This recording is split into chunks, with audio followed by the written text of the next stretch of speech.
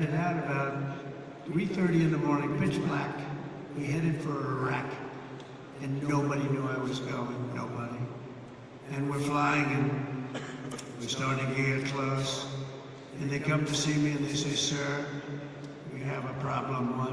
We're flying over enemy territory very soon, sir. Could we please turn off your lights?" I said, "My lights? We're flying in Air Force One. We just spent trillions of dollars on fighting. You can't fly in with lights on?" "No, sir, it's very, very dangerous out there." So I said, "Oh, obviously turn them off." And then he comes in addition to the lights, we want to turn down the shades. So I said, "You mean not even shades?" "Okay, we turn down the shades." And I said, "I want to go upstairs. This is 747, 2 levels, beautiful plane." Just ordered new ones, by the way, beautiful new ones. And Boeing just, by the way, did the biggest order in the history of Boeing. Just did with your beautiful territory right here. They ordered, I think, 160 planes. I think it's the largest order ever for aircraft. So I salute the people from Boeing, Kelly, and everybody, and General Electric. The engines are General Electric Super Prime, and I really think it's great. Congratulations. But I go up to see the pilots because I love sitting with the pilots.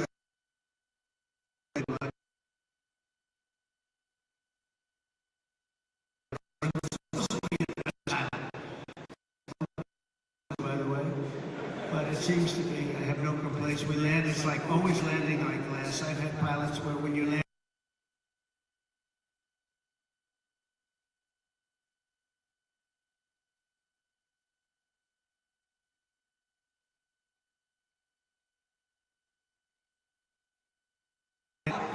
but these pilots land, and the 747's a hard one to land. I go up, I see the pilots, I say, "Hi, Captain." The guy's a handsome guy. We've got a blonde flat top. I'd like to have a flat top like that. I don't know if the hair's good enough for that. I don't think so. I don't think I'm going to try it either. But perfect person, and I look at the right, he's perfect. Everybody was perfect. I like perfect human beings.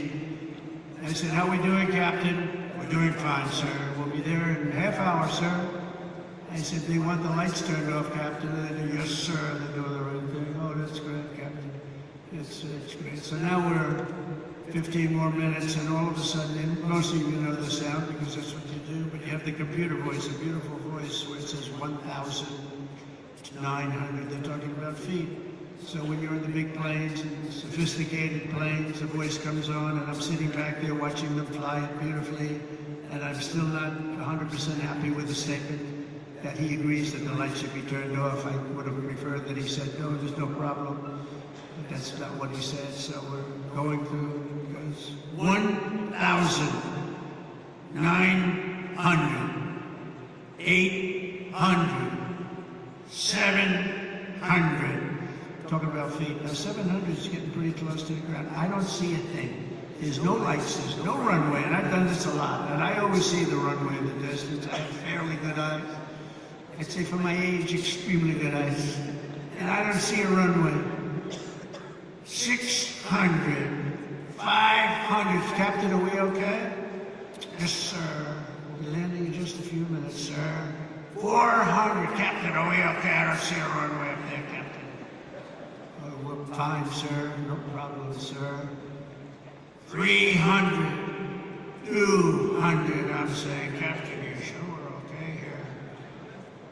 And he said, "We're fine, sir." And then, boom, it just lands that thing so beautifully, and I see they had no light, they had no nothing. I don't know how the hell they do it, okay? All I know is we landed like, and for him it was 15, and I'm trying to pretend I'm cool as a cucumber, you know? I mean, has to be cool as a cucumber, and I'm like, I'm not happy.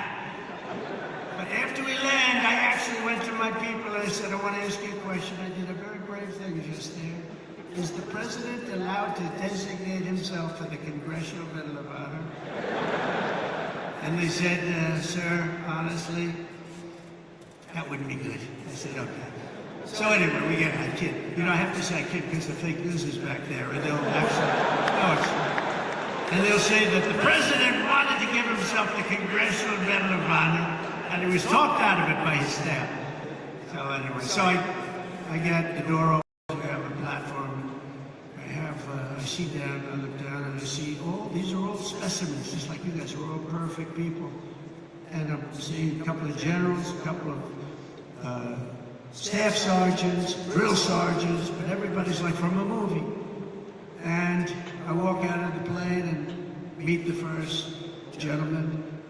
And I said, what's your name? He said, Kane, sir, my name is Kane. And I said, hello, Kane, what's your first name? Well, they call me Raisin. He said, wait a minute, Raisin, you mean like Raisin Kane? Yes, sir, that's what they call me. General, I love you. You're the guy I'm looking for, General. You're the guy I'm looking for. So it's Raisin Kane. It's Daniel Kane, but Raisin Kane, they call him. Then I met another general, I met a colonel, I met a sergeant. We all. They said, sir, would you like to rest? He said, what do you mean rest? I've been resting in the plane. I don't want to rest. What do I have to rest for? He was thinking about Biden to come, okay? Biden would have rested the entire trip. He wouldn't. First of all, he wouldn't have made the trip. But if he landed, he would have been rested for about 5 days before he had the first meeting. And I said, no, let's go have the meeting because I want to find out what's going on over here. Spending a lot of money, and people are being killed. I want to find out why it's taking so long, so let's go right away. So we went to almost like just a very secure room that was in the form of a boardroom. Very professional, however. It was very highly sophisticated with the equipment. Best you can buy. We have the best you can buy all the time. But I went into the room and I said, General, so they tell me in Washington it would take 4 to 5 years to defeat ISIS. And I want to know from you, is that true? Is that, no, sir. But it's not my place to say, sir, because they are the ones that call the shots. I said, well, if you disagree, it's not the military way, so you have to listen to them. That's the chain of command. I said, oh, that's great. I'm not sure I like that system. But how long do you think it would take you if I gave you total authority to go and knock the hell out of them? So it would take approximately 3 weeks. I say, say it again, General. I was told 5 years. Sir, it'll take 3 weeks and you'll have time left over. I said, you gotta be kidding me. Where the hell have you been? And then I sort of was really in disbelief because I said, you know, I've been here for so long, we've been fighting it. How long will we fight him? 18 years or something? And here's the guy telling me 3 weeks. So I said, General, how do you do it in 3 weeks? He says, well, sir, I don't like saying this because I do have people always here, but I'm going to say it. We have portable stations, we have portable runways, we have runways all over the place, we have other bases, and we're being forced to fight them from a very far away distant base, which is right here. And by the time we get there, we have to come back because there's no fuel. And we're way too far away, sir. And they're over here, and he shows me a map, and we're over here, and we're all the way here, sir. I said, why didn't they use the other bases? Well, they didn't want to disturb the country where those bases were located. I said, we give those countries billions of dollars. We can disturb what we're doing anyway. Are they going to know where the planes are going? Not really, sir. I said, so what would you do different? He said, well, sir, I'd start from here, and he went through a whole thing. And I'd hit him from the left, I'd hit him from the right, I'd hit him from underneath, I'd hit him from the top. I'd hit him from every angle, sir. I'd hit him so hard and so fast they wouldn't know what the hell is happening. He said, and you think you can do that in 3 weeks? Yes, sir, we're going to have time left over. And I said, let me think about it, General. I went back to Washington, and I spoke to a couple of people, and they said, I don't think so, sir. I think we're talking about years of fighting. And then I called the general. I said, so General, you still think you can do it in 3 weeks? And a lot of people think you can't even come close to that, sir. We'll have time left over. I said, go to it, General, go to it. Thank you, sir. And he hit the hell out of him. He hit the hell out of him. And he calls me up, sir, we have out of these people, and if you want, I can finish it off right now, sir. I said, well, I don't know, that's a lot. It's a lot of people. Well, these people are not good people, sir. These are not good people. You'll feel better about it. Well, they're not good people, but they're people, aren't they? And he goes, I said, you know what? Why don't you buzz them for a little while, and maybe after a day or two of buzzing them, they'll surrender. They don't know about surrendering, sir. Well, maybe they'll raise the white flag. They don't have a white flag, sir. I said, well, give it a shot anyway. He said, all we're going to do is take a couple of bullet holes in our wings. You guys know about that, right? And I said, well, let's give it a shot. And he calls up and says, let me do the job, sir. I said, all right, do the job. And we defeated 100% of the ISIS caliphate in just a very short little period of time. Totally different from what I was told in Washington, D.C. by a bunch of frickin' losers. Losers. And that's the beginning. And I took that general and made him the head of the Joint Chiefs of Staff, as I told you. And he's going to be great, and he's highly respected by everybody. Just a different kind of respect. It's a real respect. But we can do our job better than anybody in the world, but you have to have the leadership at the top, and we're doing that. We're finding, you know, we let a lot of 4 stars go. A lot of 4. We had more 4 stars. We had, I think, 425 4 stars in World War II, which, by the way, we won. In World War II, we had 187 generals, and we had like 425 generals now, without really a war. And so we made a lot of changes, and we have the best. We have the best. We worked hard to figure the best, the real ones. We want the real generals, not the fake generals, and not the political generals too. So we have something special, but it can show you really what happened. We also just apprehended, as an example, the ISIS terrorist of the Albrecht Grad, the one that caused all of the problems in Afghanistan, caused unbelievable destruction. We lost 13 great soldiers. I got to know the parents and the families of those soldiers, but you know what they don't say is the ones who were so horribly wounded, which were many. And hundreds of people were killed from the other side. I always include that. That should have never happened. That whole mess should have never happened. I think it was the most embarrassing day in the history of our country. And we're not going to have things like that happen anymore. And again, we should have kept the air base. Should have kept it. We let it go. And we left, and it was a very embarrassing moment in the history of our country. That'll never happen again. There are a lot of people that said that Russia went into Ukraine. When they saw that, they said, wow, we didn't think that was possible, but it's not possible any longer, I can tell you. That's another one would have never happened if I were president. Russia would have never gone into Ukraine. All of those things, it would have never happened. But the Afghanistan withdrawal, not the fact that they withdrew, but the fact that the way they did it was so horrible and so embarrassing. So we brought this horrible person to justice, to American justice. We caught the person that set off that bomb. And all of this is possible because of the work that you do with partnerships that you forge. In this case, it was Pakistan.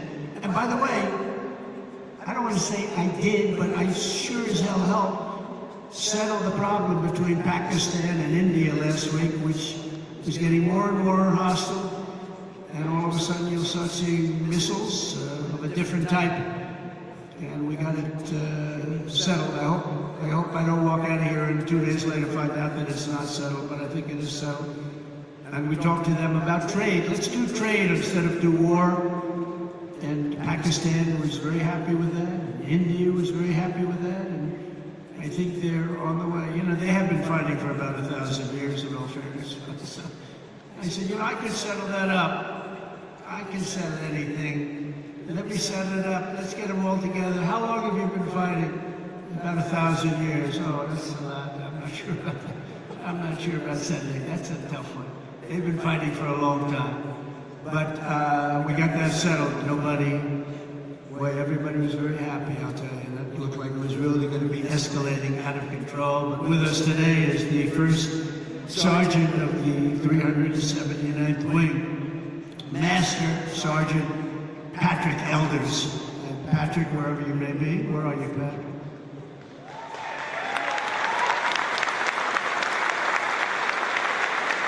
Handsome guy. I'm looking at him from here, and it says after What?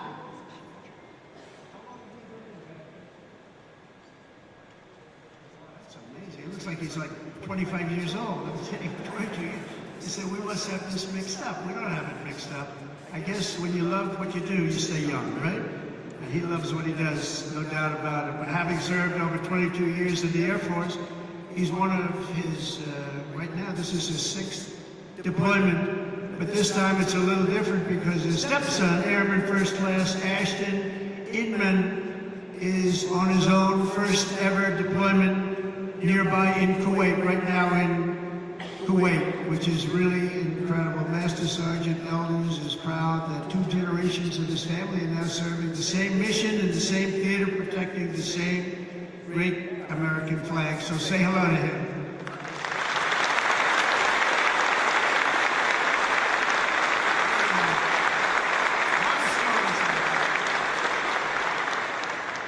A lot of stories like that, and I want to thank Airman First Class Inman also very much. That's a great story. That's a great story, and we have many of them. I guarantee in this room right now there are many such stories. There are several married couples serving side by side in uniform at this base, including Staff Sergeants Tyler and Paige Duck. Where is Tyler?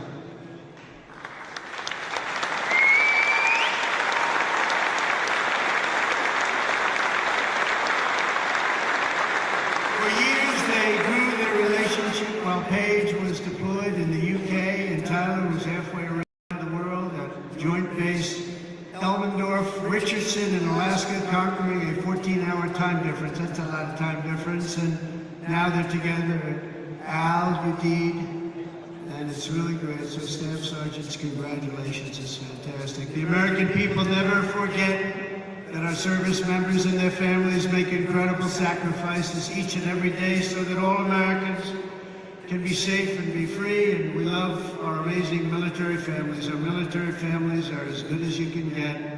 The men and women here today are part of a noble tradition of service that has been passed down from one generation of Americans to the next, and your spirit and courage and sacrifice has always been there when we needed you the most. You're always there when we need you the most. With us today is Master Sergeant Michael Schlow, who happens to be from a small town in a place called Butler, Pennsylvania. Has anybody heard of Butler, Pennsylvania? Michael's a member of the Air Force Reserve as well as Butler County Corrections Officer. And last July 13th, he attended the rally where an assassin tried to take my life. He gave it a shot. Not good. It was someday. As soon as the shots were fired, Michael raced to direct law enforcement toward the sniper's perch, then worked to evacuate the rest of the crowd in a very safe manner. But Master Sergeant Schlow would be the first to tell you who the real hero was that day. He personally knew and really liked veteran firefighter, also a veteran of the military, great veteran of the military, who laid down his life for his country, really laid down his life for his country. His whole life was about his country. Corey Comparator, and he's become somewhat of a legend, I will tell you. He took a hard shot. He took a hard shot guarding his family. Master Sergeant Schlow, your commitment represents the very best in America. Thank you for your incredible service that day and forever, because that day was a horrible day, but you acted with incredible bravery. We've got reports about what you did. It was really amazing, and I personally appreciate it. It was a rough day. We don't want to have days like that. But Corey was an incredible guy, lost his life, guarding his wife and children. Every American warrior here today inherits a legacy of exceptional patriots who have defended our freedom for nearly 250 years. You carry on the glorious tradition of the heroes of Lexington and Concord, Gettysburg and Belleau Wood, Normandy and Midway. You embody the spirit of the soldiers who hoisted the flag over Fort McHenry and the Marines who planted the stars and stripes on the summit to Iwo Jima. That was a rough attack. You carry forward the mission of generations of Americans before you who marched through halls of gunfire, trekked over rugged mountains, stormed across scorching deserts, sailed through hostile waters, conquered unknown dangers, and poured out their blood and guts in battlefields all over the world. The military is incredible, and we won our independence. We preserved our union, protected our way of life, defeated fascism, crushed terrorism, liberated millions and millions of people from bondage, and brought communism to its knees. That's what we did. And now we're going to defend America from all enemies, overcome all obstacles and dangers, and as one nation we're going to build a future of peace and prosperity for generations to come. Together we will stand strong, we will stand proud, we will live free, and we will fight, fight, fight, and win, win, win.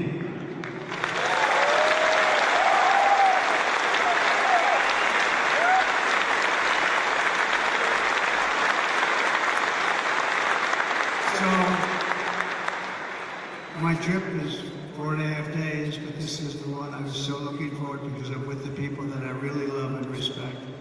We love and respect you. This is what you're doing, the service you do for your country. You keep us safe.